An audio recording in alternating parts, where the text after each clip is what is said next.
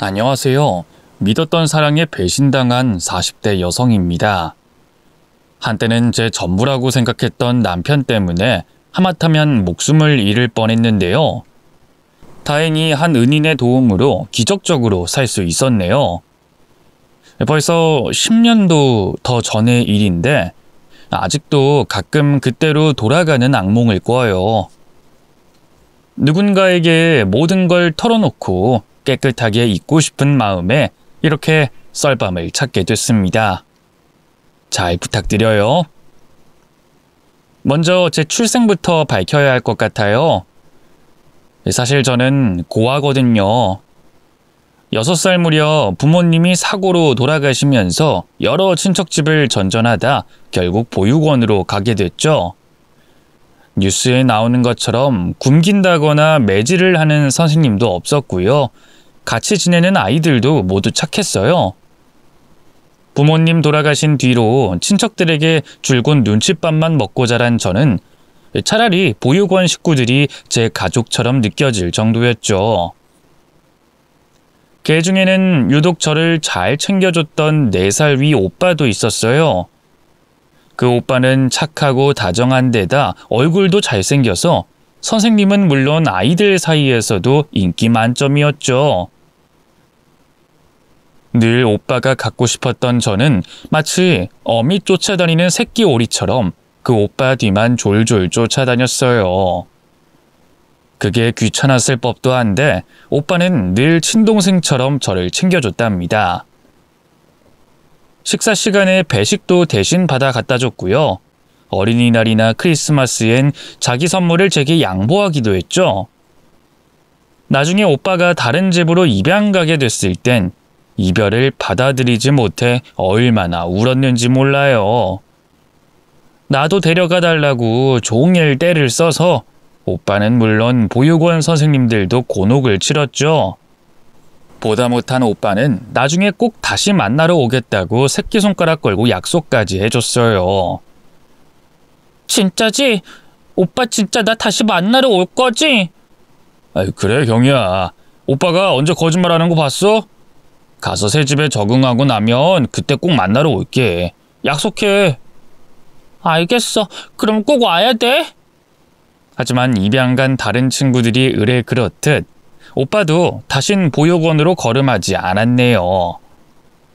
제가 오빠를 다시 만난 건 그로부터 약 15년이 흐른 뒤였어요. 당시 저는 보육원을 갓 졸업하고 홀로서기를 한 상태였어요. 일단 취업부터 하려고 했는데요. 고아의 변변한 기술도 뭣도 없는 저를 받아줄 곳은 많지 않았죠. 이력서를 넣는 회사마다 번번이 낙방해 보육원을 나올 때 받았던 자립지원금도 점점 바닥을 드러냈죠. 이대로는 굶어 죽겠다 싶어 일단 급한 대로 자취하던 집 근처에 있는 작은 한밭집에 들어갔어요. 부부가 함께 운영하는 곳이었는데요.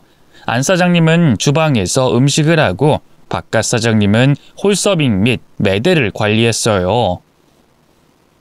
인근 아파트 일대가 재개발이 되면서 인부들이 많아져 덩달아 손님도 늘었다고 하더라고요. 둘만으로는 도저히 감당이 안 돼 보조 역할로 저를 뽑은 거였죠. 처음 해보는 식당 일은 참 힘들었어요.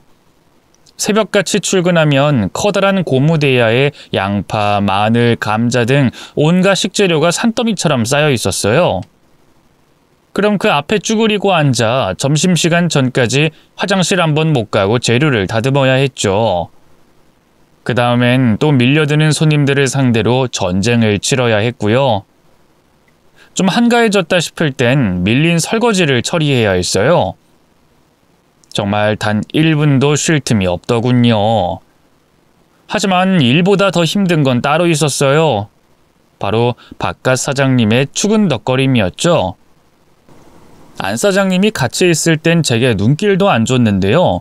어쩌다 단 둘이 남게 되면 자꾸만 은근하게 추파를 던지고 성적인 농담을 던지는 거예요. 자기보다 10살은 더 어린 여자애한테 말이죠. 뭐라고 대거리도 못하고 그냥 어색하게 웃어 넘기기만 하자 나날이 희롱의 강도가 세졌어요. 급기야 나중엔 어깨가 뭉쳤다느니 손이 곱다느니 하면서 제 몸을 만지기까지 했죠.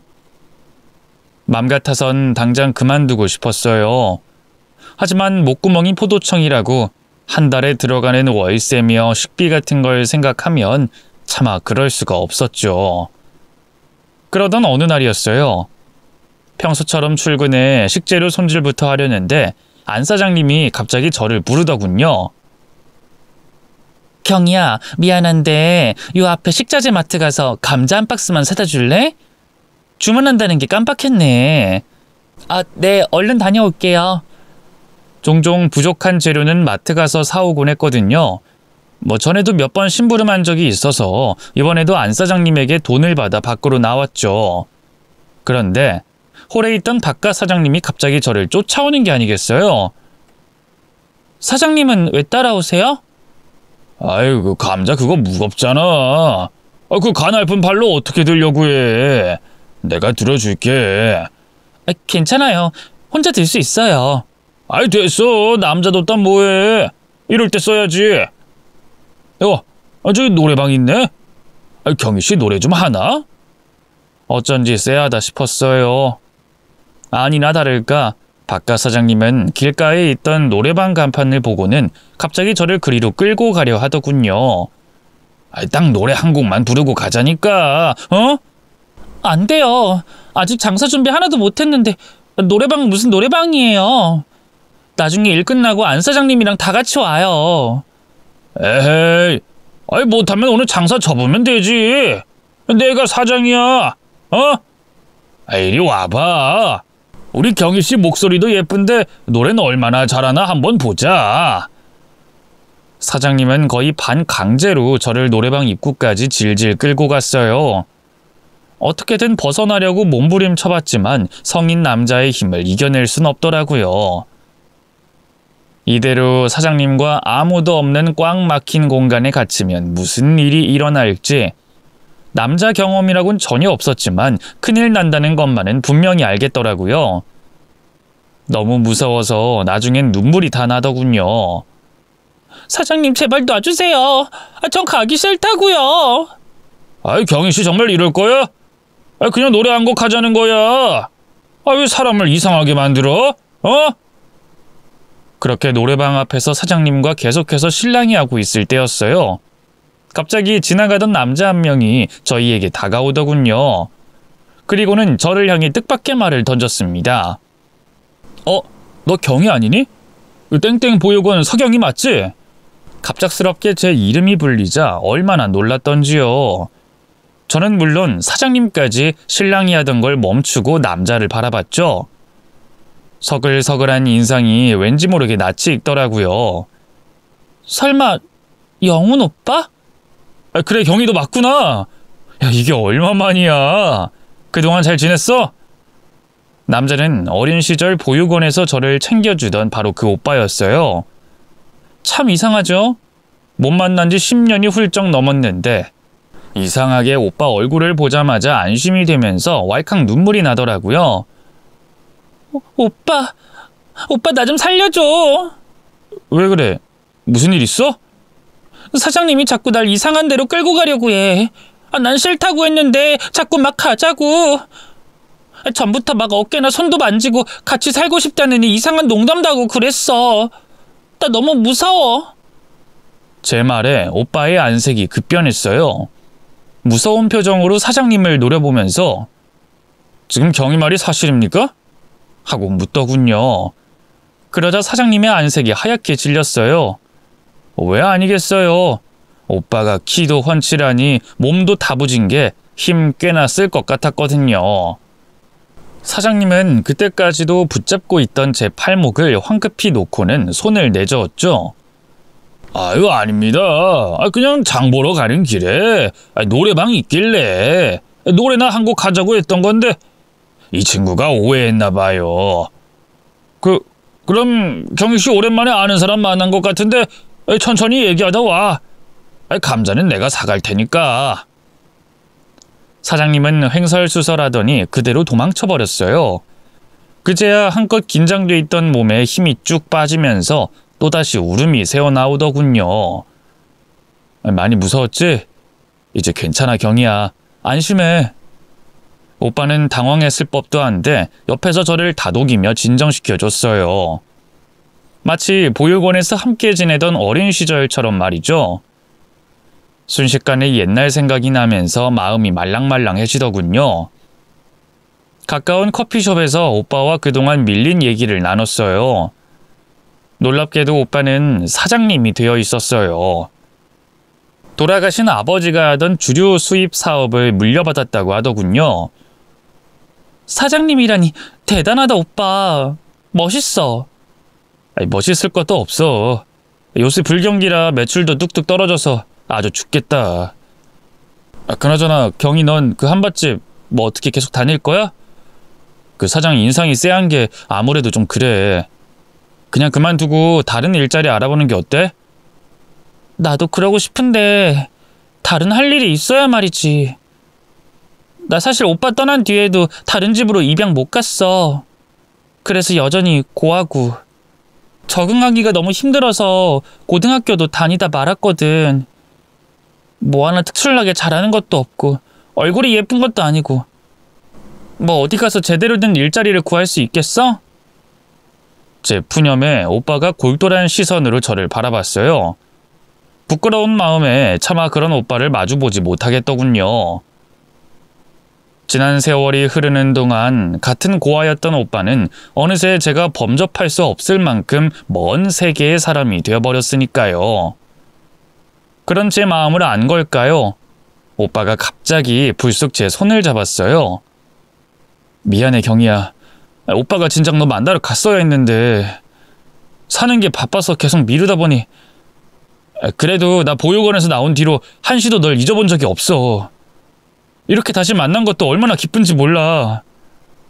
이제부턴 오빠가 너 책임질게. 일단 그 한밭집부터 그만둬. 뭐? 됐어. 오빠가 왜 날 책임져? 오빠의 말에 기쁘기보단 당혹감을 느꼈어요. 제가 괜한 소리를 해서 오빠의 죄책감을 자극했나 미안한 마음도 들었죠. 괜찮아. 안 그래도 회사에 경리 한 명 그만둬서 도와줄 사람 필요했거든. 네가 좀 도와주라. 응? 경리? 그런 걸 내가 어떻게 해. 학교도 제대로 못 나왔는데. 한글만 읽을 줄 알면 다 할 수 있어. 다른 직원들이 잘 도와줄 거야. 그 한밭집 오늘 바로 그만두고 내일부터 출근해. 알았지? 오빠는 막무가내로 제게 명함 한 장을 내밀었어요. 받아보니 오빠의 이름과 연락처 그리고 회사 주소가 적혀 있었죠. 오빠는 이만 가볼게. 혹시라도 그 한밭집 사장이 너한테 뭐라고 하면 바로 전화하고. 알겠어. 고마워 오빠. 결국 오빠의 제안을 받아들였어요. 오빠는 저를 향해 씩 웃더니 일이 있어 먼저 가보겠다며 일어섰죠. 혼자 남겨진 저는 망설이다 다시 가게로 갔어요. 그리고 바로 그만두겠다고 말했죠. 박가 사장님은 지레 찔렸는지 아무 말 않고 냉큼 끌어라 하더군요. 다음 날부터 오빠 회사로 출근하기 시작했어요. 오빠가 입은 옷이며 팔목에 찬 시계가 삐까번쩍 하길래 엄청 큰 회사일 줄 알았는데 생각보다 규모는 아담하더군요. 직원들은 저까지 5명이 전부였고요. 사무실도 많이 낡아 있었죠. 그래도 오빠와 함께 일한다는 것만으로도 너무 기뻤네요. 오빠는 사장이면서 말단 직원인 저를 직접 가르쳤어요. 덕분에 빠르게 일을 배울 수 있었는데요.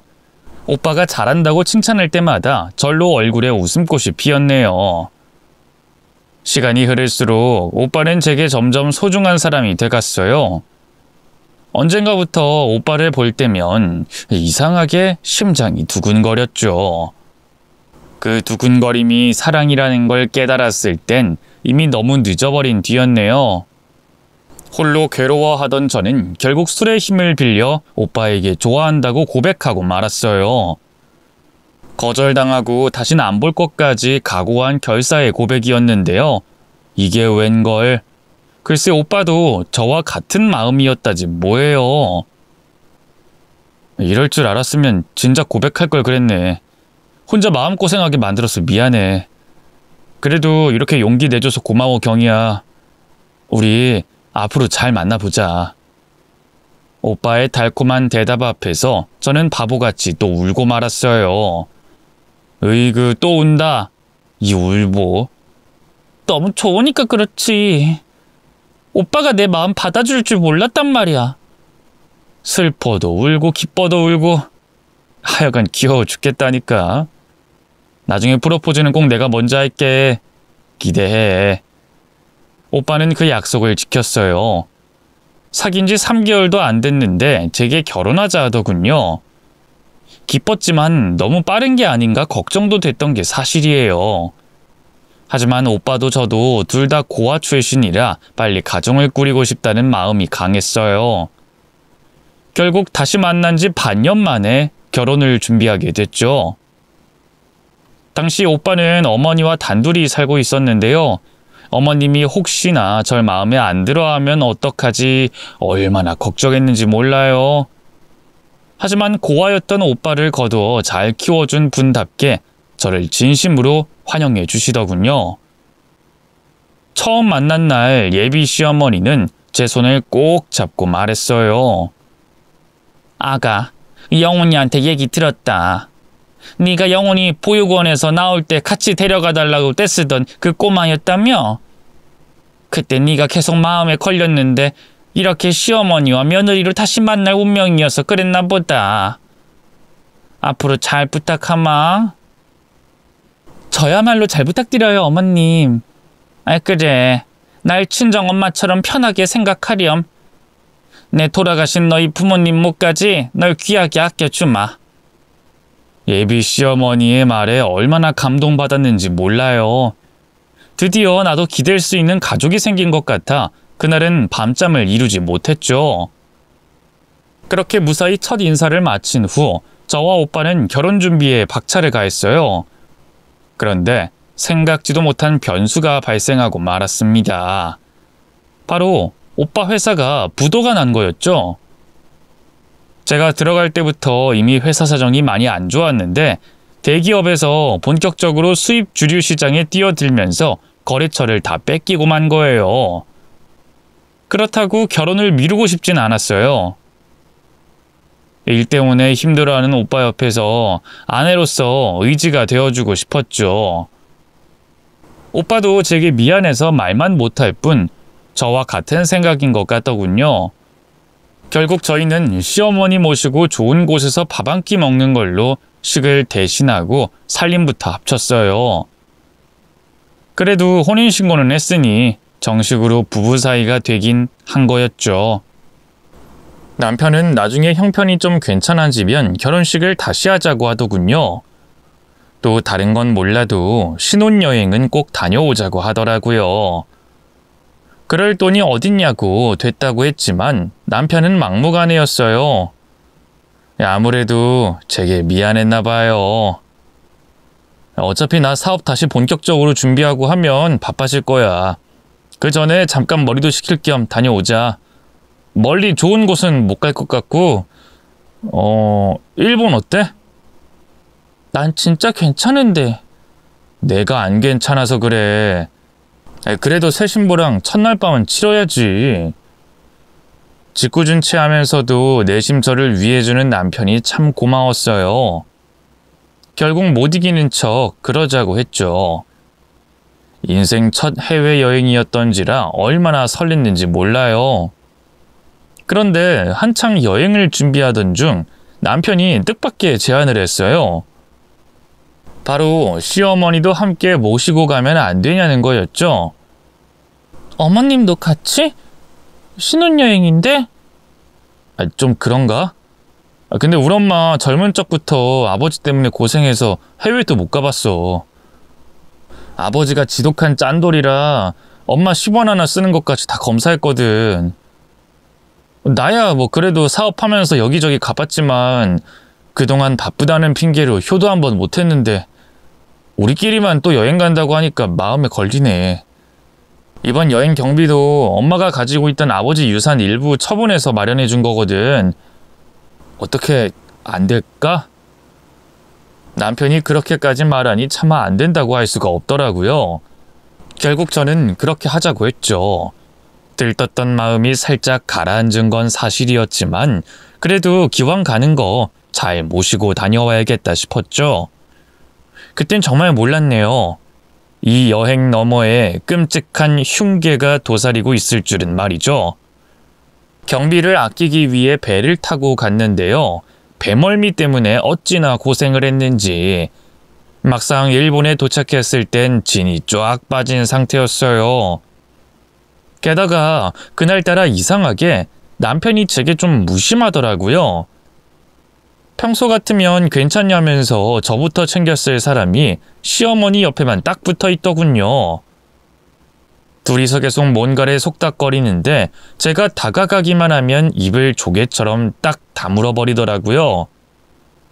서운했지만 제가 컨디션이 안 좋아 예민해서 그런 거겠거니 했어요. 항구에서 시내로 이동하자마자 식당에서 밥부터 먹고요. 미리 남편이 예약해놓은 렌터카를 찾았어요. 시어머니가 무릎이 안 좋아서 대중교통 이용하는 걸 힘들어할 것 같아 빌린 거였죠. 우리나라랑 운전석도 차선도 반대라 남편이 처음엔 좀 헤맸는데요. 워낙 운전을 많이 하고 다녀서 그런지 이내 바로 적응하더군요. 첫날 일정은 온천이 유명하다는 마을에 가서 상점 구경도 하고 인근 여관에서 하루 숙박하며 온천도 즐기는 거였어요.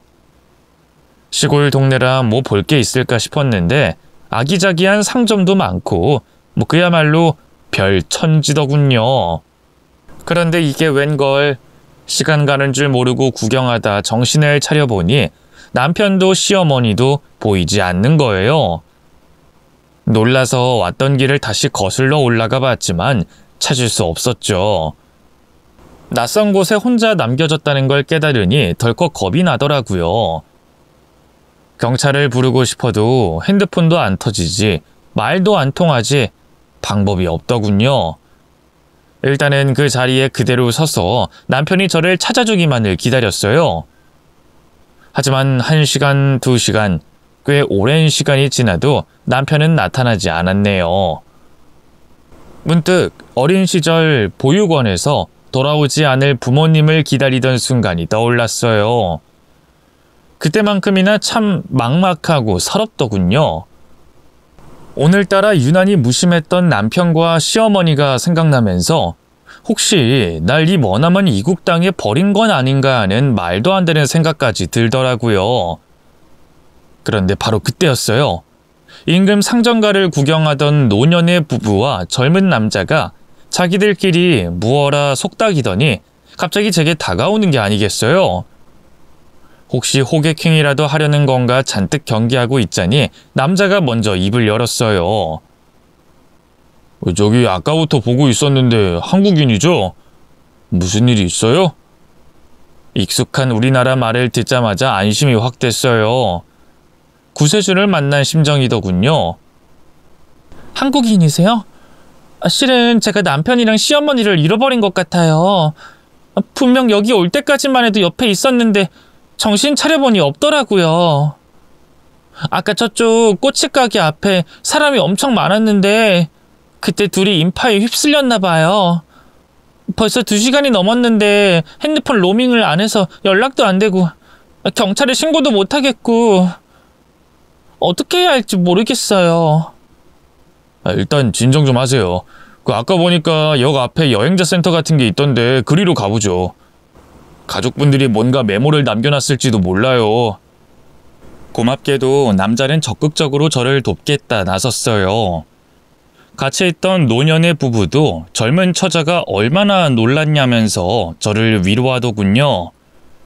알고 보니 셋이 한 가족이더라고요. 남자의 부모님은 커피숍에서 잠깐 쉬기로 했고요. 그 사이에 남자가 저와 같이 여행자 센터까지 가주기로 했어요. 걸으면서 이런저런 대화를 나눠보니 자연스레 남자에 대해서도 많이 알게 됐죠. 남자는 저희 남편과 동갑이었고요. 직업은 변호사였어요. 그동안 일이 바빠 도통 틈을 못 내다 간신히 어머니 생신에 맞춰 여행을 온 거라고 하더군요. 효자시네요. 어머니가 참 좋아하시겠어요. 좋아하긴요. 빨리 장가가라고 성하신데. 그동안은 일이 바쁘다는 핑계로 피해 다녔는데 여행 왔으니 꼼짝없이 같이 다녀야 하잖아요. 거의 30분에 한 번씩 결혼은 언제 하냐고 잔소리 하시는 것 같아요. 남자는 차갑게 생긴 외모와 달리 부침성이 좋았어요. 딱 봐도 무탈한 가정에서 사랑받으면서 자란 티가 나더군요. 그렇게 얼마나 걸었을까요? 마침내 여행자 센터가 모습을 드러냈어요. 그런데 이게 웬걸? 정말 그 앞에서 남편과 시어머니가 저를 기다리고 있는 게 아니겠어요? 두 사람도 저를 계속 찾아다니고 있었는지 꼴이 엉망이더라고요. 반가운 마음에 얼른 달려갔는데 저를 발견한 남편은 다짜고짜 화를 내기 시작했어요. 당신 대체 어디 있던 거야? 내가 얼마나 찾아다녔는 줄 알아? 미안해. 상점 구경하는데 정신이 팔려서. 아니 그딴 변명 안 듣고 싶고 대체 어디 있었냐고. 내가 당신 찾는다고 이 동네를 2바퀴나 돌았는데. 나도 당신이랑 어머님 찾는다고 계속 돌아다녔지. 그래서 길이 엇갈렸나 봐. 전 남편을 본 순간 안심도 되고 너무 좋았거든요. 그런데 남편은 아니었나 봐요.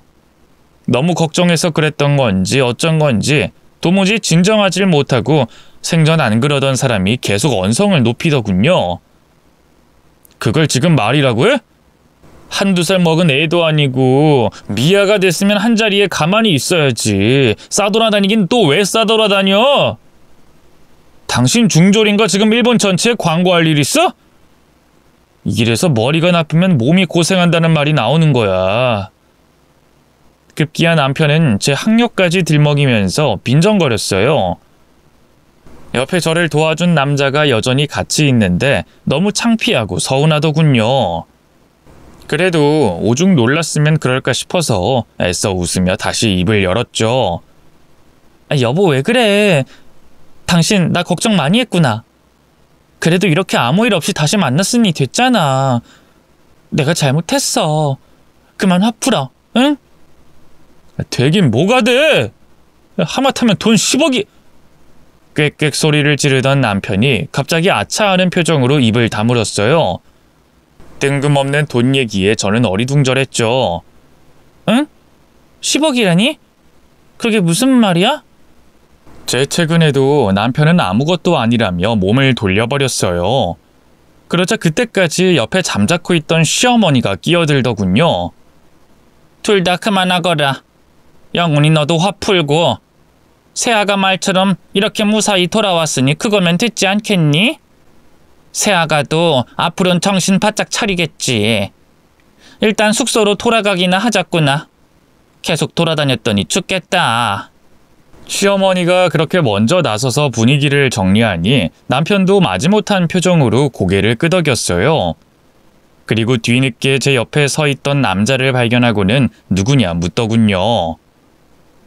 근데 이분은... 이분도 우리처럼 여행 온 한국 사람인데 길 잃은 거 알고 도와주겠다고 여기까지 안내해줬어. 이분 아니었으면 여기로 와볼 생각도 못했을 거야. 전 당연히 남편과 시어머니가 남자에게 고맙다고 할 줄 알았어요. 그런데 참 이상하죠? 제 말에 둘 다 표정이 돌연 굳어선 아무 말도 않더군요. 게다가 당황한 표정으로 은근하게 눈빛을 주고받기까지 하더라고요. 그 모습을 보고 있자니 순간적으로 쎄한 감각이 들었어요. 여행 온 이후로 묘하게 달라진 남편과 시어머니의 태도도 그렇고 지금도 그렇고 자꾸만 느낌이 이상하더군요. 하지만 그것도 잠시였어요. 어느새 남편은 아무렇지 않은 표정으로 남자에게 꾸벅 고개를 숙였거든요. 정말 감사합니다. 하마터면 아내를 잃어버릴 뻔해서 너무 놀랐지 뭡니까. 연락처라도 알려주시면 한국 돌아가서 꼭 살해하겠습니다. 살해는요 무슨. 괜찮습니다. 아내분한테 너무 뭐라고 하지 마세요. 본인도 꽤나 놀란 것 같던데. 그럼 여행 마무리 잘 하시고요. 전 이만 가보겠습니다. 남편이 고마웠는지 갖고 있던 엔화라도 일부 주려고 했지만 남자는 끝내 사양했어요. 제게 눈인사를 건네고는 그대로 떠나버렸죠. 정말 얼마나 고마웠는지 몰라요. 그렇게 저도 남편 차를 타고 숙소로 돌아갔어요. 온천 딸린 여관이라 숙박비가 꽤 비싼 편이라 들었는데 그래서인지 남편은 방을 하나만 예약했더라고요. 그래도 신혼여행인데 시어머니와 온 것도 모자라 방까지 같이 써야 한다니 좀 불편하고 싫더라고요. 여관에서 손수 마련해준 성대한 저녁을 먹고 온천까지 했는데도 하나도 좋지가 않았죠. 평소 같으면 진작 제 눈치를 살피며 기분을 풀어줬을 남편도 뭐 때문에 심사가 뒤틀렸는지 제게 말 한마디 걸지 않더군요. 시어머니도 그저 남편에게만 이 반찬 참 맛있다. 너도 먹어보렴. 이따 숙소 앞에 같이 산책이라도 하자꾸나 하면서 쫑알댔죠. 흡사 저는 보이지 않는 투명 인간이라도 된 듯이 말이에요. 혼인신고를 한 날 마침내 진짜 가족이 생겼다는 생각에 정말 든든하고 기뻤었는데 역시나 피 안 섞인 사람들은 진짜 가족이 될 수 없는 건지 남편은 역시 남의 편일 뿐이고 시자 들어가는 사람들에겐 마음을 주지 말아야 맞는 건지 너무나 혼란스럽고 마음이 복잡하더군요. 그래서일까요? 여독 때문에 피곤해 죽겠는데 이상하게 잠이 안 오는 거예요. 사실 제가 원래도 불면증이 있어서 잠을 잘 못 잤거든요. 그래도 남편과 결혼한 뒤로는 안정감이 들어서인지 밤에 잠도 잘 잤는데 그 효력도 다한 모양이더군요. 수면제도 안 챙겨왔는데 어쩌나 싶더라고요. 제가 하도 뒤척거려서일까요? 옆에 누워있던 남편이 잠이 안 와? 하고 묻더군요. 이상하게 잠이 안 오네. 몸은 피곤해 죽을 것 같은데. 뭐 따뜻한 차라도 타줄까? 아까 보니까 그 찬장에 녹차 좀 있는 것 같던데. 괜찮아. 당신이야말로 오늘 하루 종일 운전하랴 나 찾아다니랴 피곤했잖아. 얼른 자. 당신이 못 자는데 내가 어떻게 자. 남편도 내심 아까 저한테 화냈던 게 미안했나 봐요. 갑자기 다시 다정하게 굴더군요. 그래도 이 사람 마음이란 게 바로 그렇게 풀어지진 않잖아요. 좀 투정 부리고 싶은 마음이 들어서 모른 척 눈을 감았죠. 남편은 그래도 그 뒤로도 한참 저와 같이 깨 있었어요. 나름 자기가 한 말 때문인지 당신 자? 하면서 계속 제가 자는지 확인하더군요. 그러다 결국 피곤했는지 먼저 코를 골고 자버렸지만요. 그렇게 다음 날이 됐어요. 여행 계획을 전적으로 남편이 짰기 때문에 오늘은 뭘 하냐고 물어봤죠. 그런데 너무나 황당한 대답이 돌아왔어요. 몰라? 둘째 날부턴 아무것도 안 짰으니까 당신 하고 싶은 대로 해. 아니 완벽하게 여행 코스를 다 짜뒀으니 아무것도 걱정하지 말라고 큰 소리 칠 땐 언제고 너무 당황스럽더군요. 둘째 날부턴 계획이 하나도 없다고? 아니 왜? 기껏 어머님까지 모시고 왔는데 계획 혼자 짜기 힘들었으면 미리 말이라도 해주지. 그럼 나도 좀 알아봤을 거 아니야. 이제 와서 그런 소리 하면 뭐해. 호텔은 일단 시내로 예약해뒀으니까 가서 할 거 찾아보든가. 남편은 또 뭐 때문에 심사가 뒤틀렸는지 퉁명스럽더군요. 시어머니도 여독 때문에 피곤해서 그런지 기분이 좋지 않아 보였어요. 결국 차로 시내까지 가는 내내 다들 한마디도 하지 않았죠. 그렇게 두 번째 숙소에 도착해 체크인을 하고 일단 밥부터 먹었어요. 그리고 시내 구경을 좀 하다가 저녁을 먹었는데요. 글쎄 남편이 해가 저물지도 않았는데 그만 돌아가자고 하는 거예요. 기껏 해외까지 와서는 한 것도 없이 숙소로 가자니 황당하더군요. 벌써? 아직 날이 이렇게 밝은데? 뭐 할 것도 없잖아. 당신 어제 잠도 제대로 못 잤는데 이만 호텔 가서 일찍 자자. 난 괜찮은데? 내가 안 괜찮아. 엄마도 피곤하죠? 남편의 질문에 시어머니가 고개를 끄덕였어요. 그래, 늙으면 죽어야지. 그거 조금 걸었다고 죽겠구나. 시어머니도 그렇게 얘기하는데 뭐라고 더 할 수가 없더라고요. 결국 생각보다 빠르게 숙소로 복귀했죠. 그래도 이번엔 시어머니랑 저희 부부랑 따로 방을 2개 빌린 덕분에 좀 더 편하게 쉴 수 있었네요. 여전히 잠은 오지 않아서 TV를 틀어 알지도 못하는 외국어로 나오는 드라마만 주구장창 봤지만요. 그러다 보니 갑자기 내가 여기서 뭘 하는 건지 자괴감도 들고 좀 서글프더라고요. 보니까 남편도 제 옆에 누워 핸드폰만 보고 있더군요. 안 되겠다 싶어 슬쩍 남편 쪽으로 몸을 돌렸어요. 여보, 당신 뭐 나한테 화난 거 있어? 갑자기 그게 무슨 말이야? 아니, 여행 온 뒤로 당신이 좀 달라진 것 같아서 내가 뭘 잘못했나 하고. 그런 거 없으니까 얼른 잠이나 자. 잠을 못 자니까 그런 쓸데없는 생각이나 하는 거 아니야. 나름 남편하고 풀어보고 싶었던 건데 남편은 진지하게 대화할 마음이 없어 보였어요.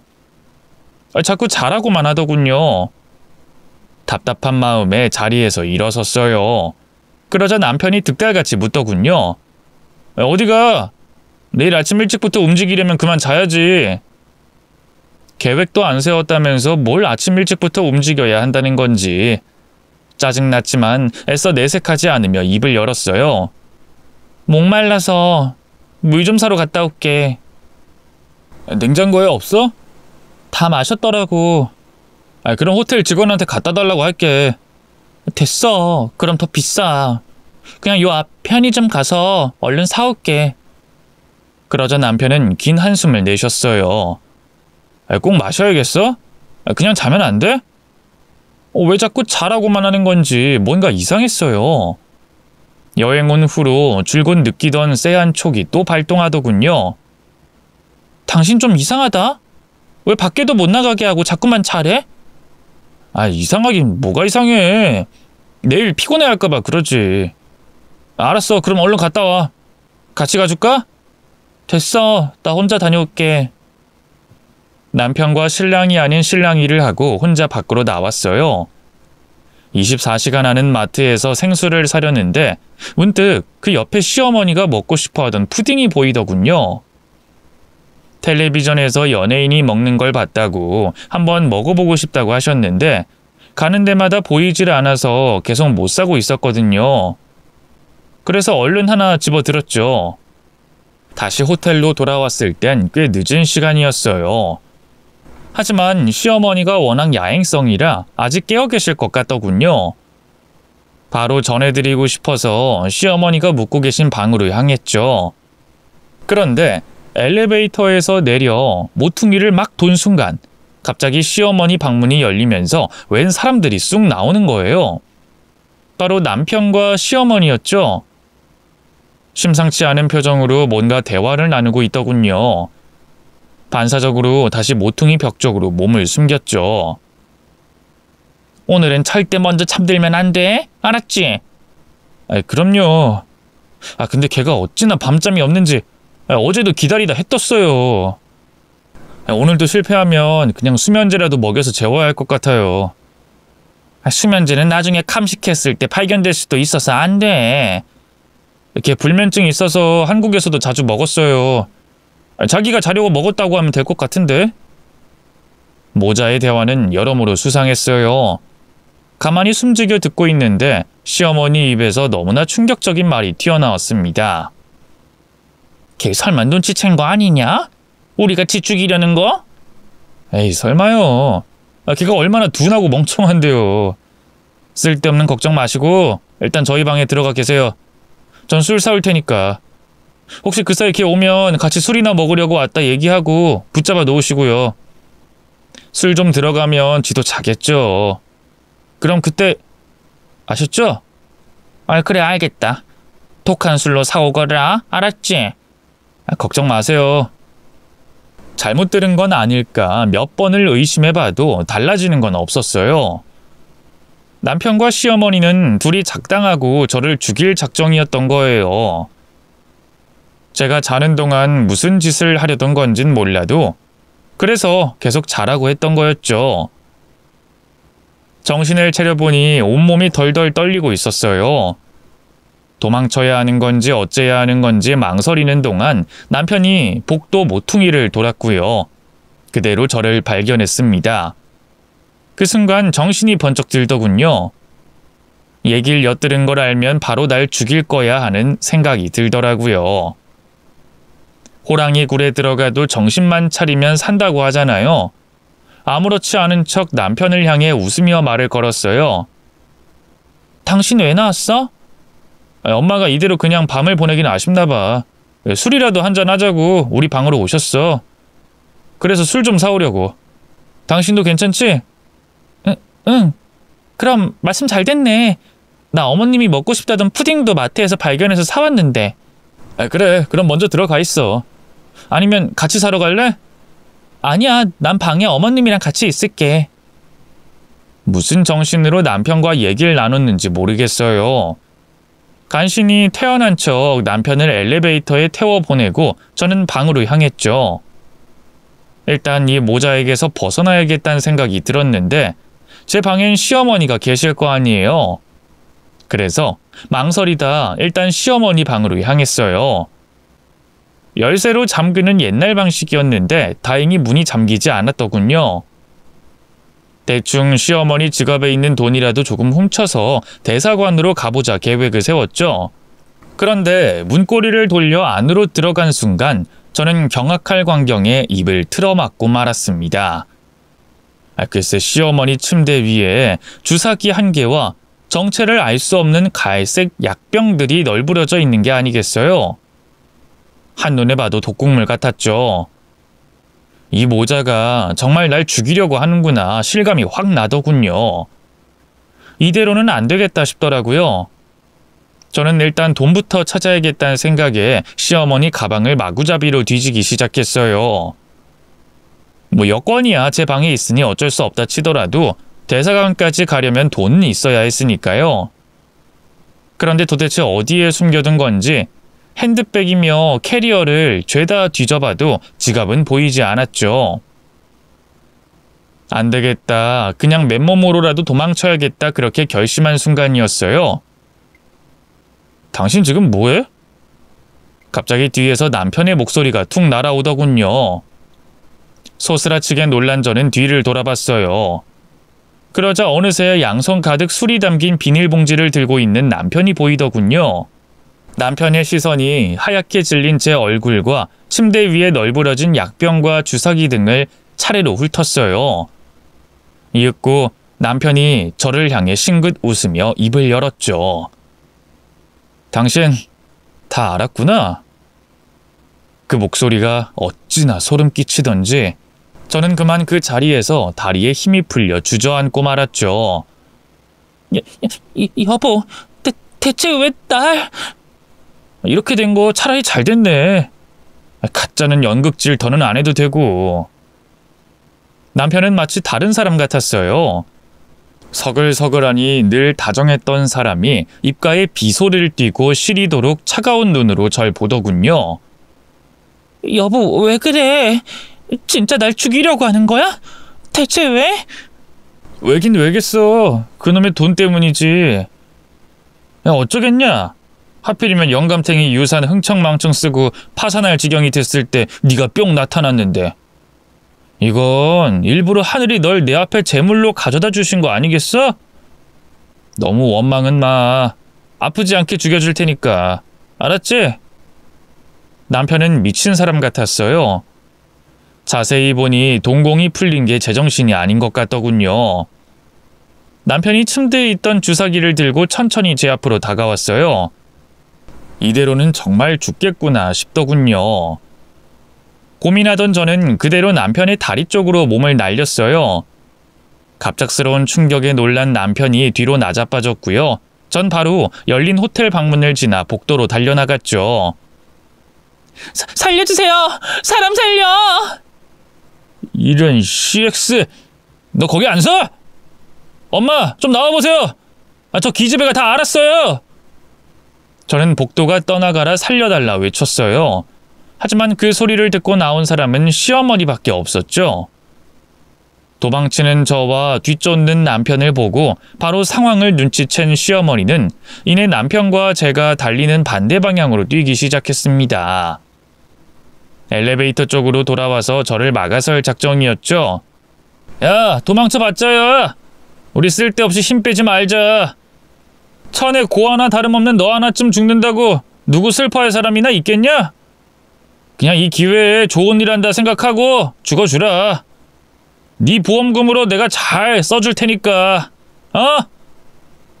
그제야 저는 남편이 제 보험금을 노리고 이런 짓을 저질렀다는 걸 알 수 있었어요.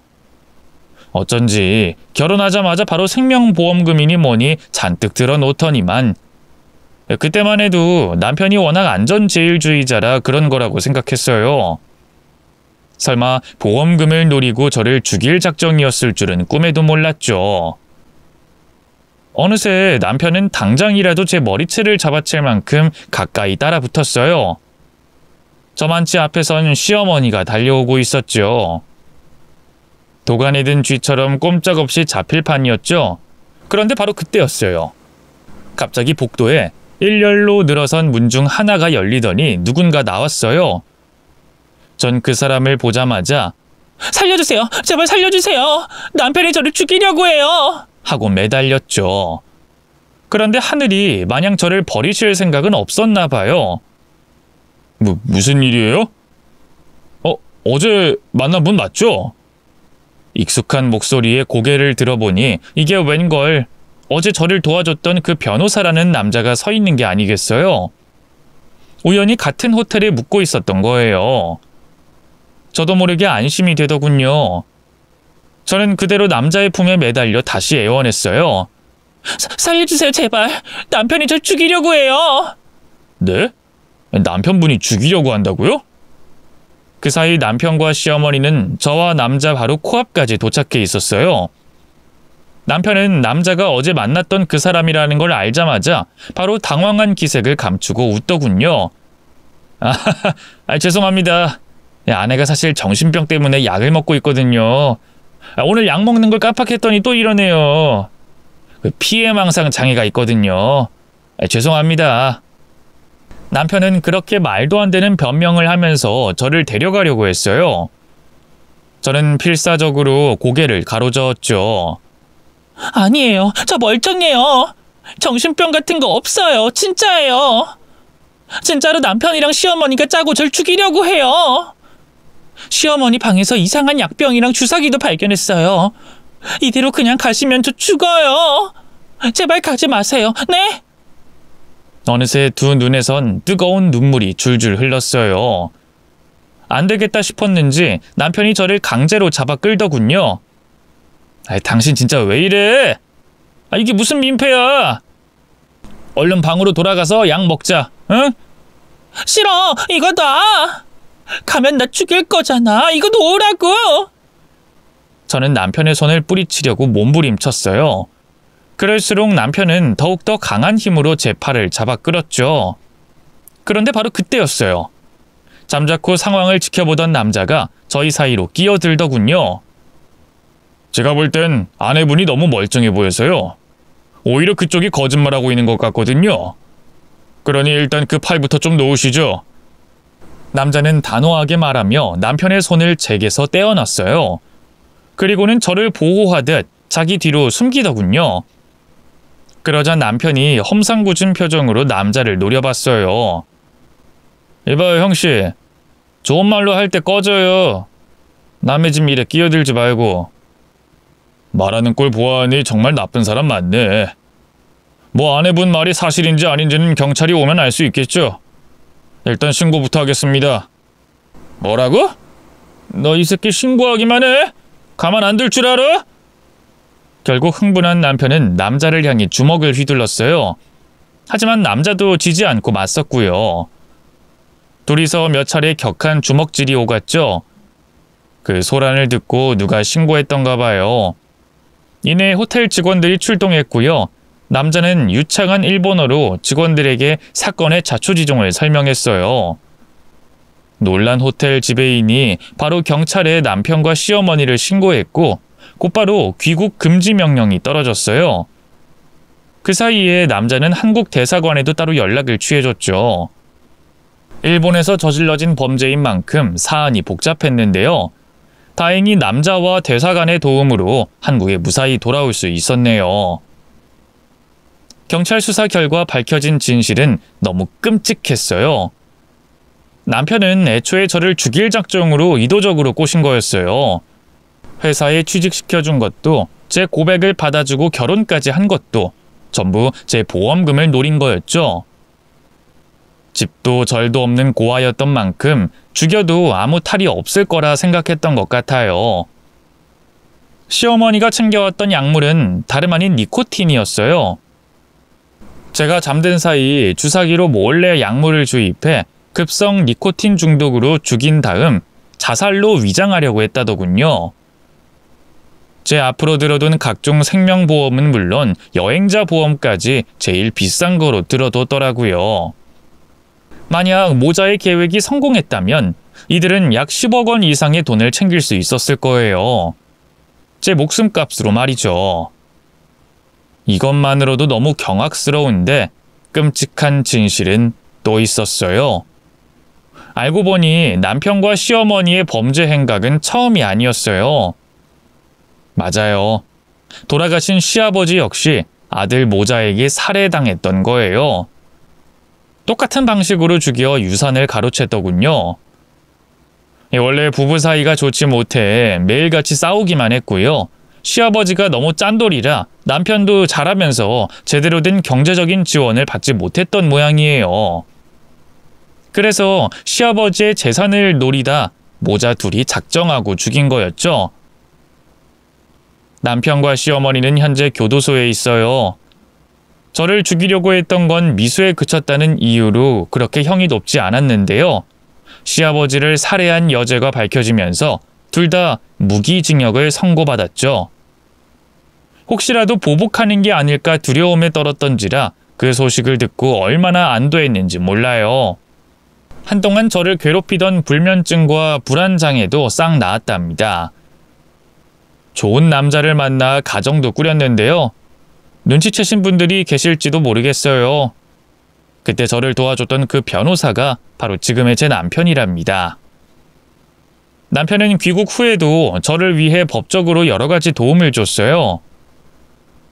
평생 남자는 다시 못 만날 줄 알았는데 오랜 시간 친구로 지내다 사랑이 싹 터 어쩌다 보니 결혼까지 하게 됐네요. 슬아에 아들, 딸 각각 하나씩 낳았는데 둘 다 얼마나 예쁘고 사랑스러운지 몰라요.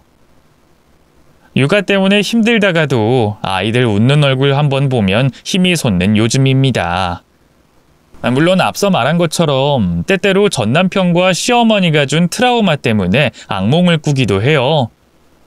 하지만 오늘 이렇게 썰밤에 허심탄회하게 모든 얘기를 털어놔서일까요? 왠지 앞으로는 괜찮을 것 같다는 생각이 듭니다. 요즘 날이 참 무덥죠? 더위 조심하시고요. 늘 건강하세요. 긴 얘기 들어주셔서 감사합니다.